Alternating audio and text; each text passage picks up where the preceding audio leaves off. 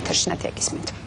Დეღთარობის ხდომა, რომელიც სათაფლის მღვიმეში გაიმართა, რამდენიმე საკითხს დაეთმო. საქართველოს პრეზიდენტი პირველ რიგში გამოეხმაურა სატყეო დეპარტამენტში მომხდარ დაკავებებს. საქართველოს პრეზიდენტის განცხადებით, აუცილებლად უნდა დაისაჯონ ის ადამიანები, რომლებიც კორუფციაში იქნებიან ჩართულები. პრეზიდენტის განცხადებით, ამ საქმიდან გამომდინარე დეპარტამენტში კორუფცია სისტემური ხასიათი ჰქონდა. სწორედ ამიტომ მან ნიკა გილაურს და გოგა ხაჩიძეს დაავალა, რომ იმუშაონ გარემოს დაცვის სამინისტროს რეორგანიზაცია და რაც შეიძლება მალე მოამზადონ ეს საკითხი და წარუდგინონ საქართველოს პრეზიდენტს და მთავრობას. საქართველოს კორუფცია ჩამოსულ თითქმის ნოლზე და კორუფციასთან ბრძოლა გაგრძელდება. იცით რომ დღეს კიდევ სამწუხარო ფაქტი მოხდა, რომ სატყეო დეპარტამენტის ხელმძღვანელი დააკავეს ბრალდებით კორუფციაში. მე ნამდვილად ვიცი აქ იყო ეჭვები, ნამდვილად არის ეს კაცი ეჭვმიტა იმაში რაც არის თუ არა. მინდა პირდაპირ თქვა და ეს გოგას უთხრა, რომელიც თან გვიყვარს და მარტო ეს ყველაფერი რაც ახდება გოგას დამსახურება პირველ რიგში. შეიძლება გოგას ეჭვები აქვს აწუხებს იმის თაობაზე მისი ეს მეგობარი იყო თუ არა დამნაშავე კონკრეტულ მაშინ ბარდაგი და განუკითხაობა და სრული არაეფექტურობა სატყეო დეპარტამენტში ამაში ეჭვი არ მაქვს მე საერთოდ. მე არ ვიცი რომ კონკრეტულ სიხსაბართა საქმეს. და 100 და 200 და 300 კაცია სამსახურში. 100 ადამიანი უკვე დაპატიმრებული. და მე მგონი ეს აჩენს კონკრეტულ დასკვნების გამოტანის საშუალებას. როგორ ყოველი მესამე ადამიანი დაპატიმრებული და მინდა გითხრათ რომ კიდე დაახლოებით 100 და ასაჭერი არ მინდა არავის ვაწყედო. მაგრამ იმ მასალების მანძილზე რომელიც არსებობს.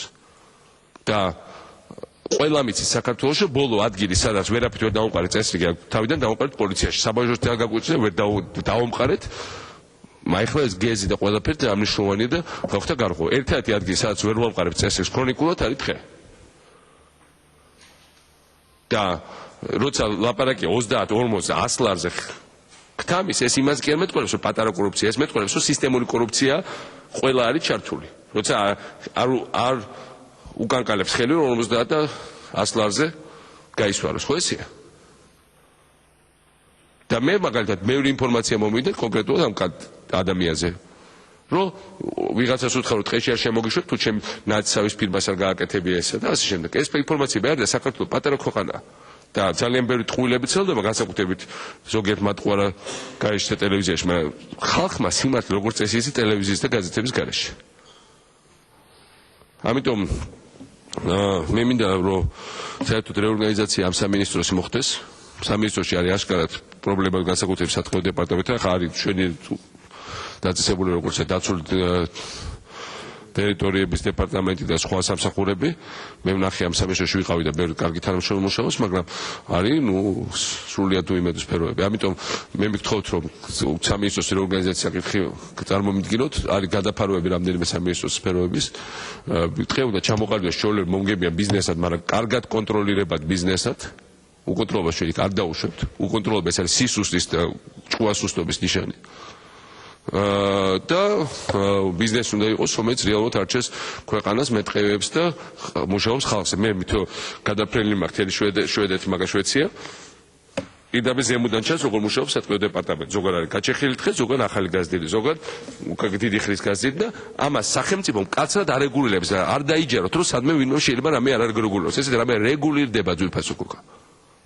და მხოლოდ საბჭოთა კავშირში არ რეგულირდებოდა არაფერი და საბაზრო ეკონომიკებში რეგულირდება კაცრად და ხალხის საკეთილდღეოდ და ბიზნეს ორიენტირებული სფეროში. და თქვენ სულეთ ჩააფლავეთ ეს სფერო პირდაპირ მინდა თქვა. ამიტომ ყველაფერი უნდა შეიცვალოს მაგ სამინისტროში. ნიკა არის საქმის კურსში, ყველა ერთად დასხეთ გოგასთან ერთად, ყველა სამინისტროსთან და გადანაწილეთ ფუნქციები და წარმოადგინეთ ის რაც უნდა იყოს. მე არ ვაპირებ წლის ბოლომდე მაქსიმუმ ბევრს მოუხდება წასვლა, ფუნქციები გადანაწილდება და საერთოდ ბევრი საკითხი უნდა დაისვას ორგანიზაციული კუთხით, სტრუქტურული კუთხით. მე კიდევ ერთხელ მეორებ, მადლობელი ვარ ყველა იმ ადამიანს გოგას ჩათვლით, ვინც ბევრ რამეს აკეთებს, მაგრამ არის საკითხები. დღევანდელი მთავრობის ხდომის ერთ-ერთი მთავარი თემა იყო მსოფლიო ინფლაცია. საქართველოს პრეზიდენტის განცხადებით, საკვე პროდუქტებზე ფასების ზრდის ტენდენცია გარკვეულწილად კონტროლირებადი უნდა იყოს საქართველოს მთავრობის მხრიდან და პრეზიდენტმა აღმასრულებელი ხელისუფლების წევრებს ამიტომ დაავალა, რომ შეიძლება მაქსიმალურად იმუშაონ იმისთვის, რომ ინფლაციური პროცესები ნაკლებად მტკივნეული იყოს საქართველოს მოქალაქეებისთვის. პრეზიდენტი ასევე დღეს შეეხო სახელმწიფო აპარატს ბიუროკრატიულ ხარჯებს და განაცხადა, რომ უნდა მოხდეს აპარატის შემადგენლობების შემცირება. ასევე პრეზიდენტმა ისაუბრა გაზრდილ ტარიფებზე და მთავრობას მისცა დავალება, რომ ერთგვარი კომპენსაციების შემუშავებაზე აუცილებლად იზრუნო. მესამე კვარტლის ეკონომიკური ზრდის საწყისი მონაცემები, ეს არის საბოლოო ციფრები, თუმცა წინასწარი პროგნოზი ესეთია. მესამე კვარტლის ეკონომიკური ზრდა უფრო მაღალია, ვიდრე ჩვენ ამას წინასწარმეტყველებდით, რეალურად 6.7%-ში ადგეს, დაახლოებით 6.6%, რაც ნიშნავს იმას, რომ ჯამში სამი კვარტლის ზრდა, ანუ 9 თვის ზრდა არის დაახლოებით 6.5%-იანი. რაც მართლაც ისეთი ციფრია, რომელსაც არ მოველოდებთ, არის მესამე კვარტლის ზრდა, ძირითადად მინდა ხაზი გავუსვა, რომ მოდის ტურიზმის სექტორში. ეს ევროპაში და პოსტსაბჭოთა ქვეყნებში ეს არის არანავთობ ეკონომიკებში ყველაზე მაღალი. კი, ნამდვილად შეგვიძლია ვთქვათ, რომ არანავთობ ქვეყნებში, ევროპაში და პოსტსაბჭოთაშიც ყველაზე მაღალი ციფრა. მინდა გითხრათ, რომ ეს არის ძალიან მნიშვნელოვანი, მაგრამ მე არ მინდა რომ ეიფორიას მივეცეთ. ჩვენი მთავარი გამოწვევა დღეს არის არა ეკონომიკური ზრდა, რომელიც ძალიან მნიშვნელოვანია, არამედ ინფლაცია. ყოველდღიურად ჩვენ ხალხს კმენენ ფასები. და მე მინდა ჩვენმა ხალხმა იცოდეს, ერთი გამოსავალია ვიღაცა მოყვეს პოპულისტურად, რომ ამ მთავრობამ გაგვიძვირა ბენზინი და რაღაც სხვა, მთავრობას ბენზინი არ აქვს, თორე რომ გქონდეს უფასო დაურიგებით ხალხს. სოფლიო ბაზარზე მიდის ძალიან ცუდი პროცესები. ნავთობი ძვირდება, წელს კვების პროდუქტები გაძვირდა, მათ შორის საბაზისო კვების პროდუქტები, წიწიბურა, შაქარი, ხორბალი და მომავალ წელს მოსავლის ბედი კიდევ არის გარკვეული. ამიტომ მე არ მინდა ჩვენი ხალხი მოვატყუოთ. ინფლაციური პროცესები გაძლიერდება, ჩვენი მაქსიმალური რაც შეგვიძლია გავაკეთოთ პატარა ქვეყნის მთავრობამ შეზღუდული მერკეტებით, ეს არის რომ რაღაცნაირად შევიმუშაოთ პროგრამა ღონისძიებების, რომლითაც შევსუბუქებთ ინფლაციურ დარტყმას ჩვენ ხალხს. ეს შემსუბუქების რესურსები მოვა იმიდან, რომ ჩვენი ზრდა არის მაღალი საკმაოდ 6%-ზე მეტი. ესე იგი რესურსები გვიჩნდება, რომ რაღაცნაირად ეს გადავანაწილოთ განსაკუთრებით გაჭირებულ ფენებზე, მაგრამ ილუზია ნუ გვექნება. ძვირდება ბენზინი, შაქარი, ხორბალი, წიწიბურა, ბრინჯი, სხვა პროდუქტები საქართველოსთვის, ბრაზილიისთვის, ჩინეთისთვის, ამერიკისთვის, იაპონიისთვის, აზერბაიჯანისთვის, ყაზახეთისთვის, ყველა ქვეყნისთვის. მაგრამ განსხვავებით იაპონიისგან და ამერიკისგან, სადაც შეიძლება ეს არ არის მთავარი კალათი სამოხმარებლო ხალხი, სადაც ხალხს უდგას განაჩენის პრობლემა, ეს ძალიან დიდი დარტყმა ჩვენი ხალხისთვის. ამიტომ ჩვენ ხალხს იმით კენოებობთ, რომ ოქროსთები დაუწეროთ, რომ აი ძალიან კარგად ვიქნებით. ძალიან კარგად, ძალიან ჩქარა, ვერავინ ვერ იქნება დღევანდელი სოფლიო ეკონომიკის პირობებში. ჩვენ ვცდილობთ მაქსიმალურად რომ დარტყმა შევსუბუქოთ როგორც შეგვიძლია. მთავრობა უნდა იყოს მაქსიმალურად ეფექტური როგორც შეგვიძლია, მაგრამ მე მგონი რომ ეხლა დღეს პარლამენტმა მიიღო ბიუჯეტი იღებს და ჩვენ ამას მივესალმებით. მაგრამ ჩვენი ამოცანა რომ სარეზერვო ფონდებიდან, რომელიც იძლევა ამის საშუალებას, მოვნახოთ გარკვეული საშუალებები იმისათვის, რომ შევძლოთ შეუბრუნება მინიმალურ შემცირება ამ დარტყმის, რომელიც თუ შეუბრუნება არ მთლიანად შემცირება დარტყმის, რომელიც არის დაკავშირებული სოფლიო ინფლაციურ ტალღასთან. გეტყვით ბატონ პრეზიდენტო, ესე იგი, კი, მთავარი გამომწვევი ფაქტორი დღეს ინფლაციის თათ რეგიონში, არ მარტო საქართველოში, არამედ რეგიონში არის თუნდაც ხორბალზე და პირველად სოფლის მეურნეობის პროდუქციაზე სერიოზული ფასების და საერთოდ რეგიონში, ამას ჰქონდა გარკვეულწილად სხვა რეაქცია მოყვა და გავრცელდა ეს ფასების და სოფლის მეურნეობის სხვა პროდუქციაზეც.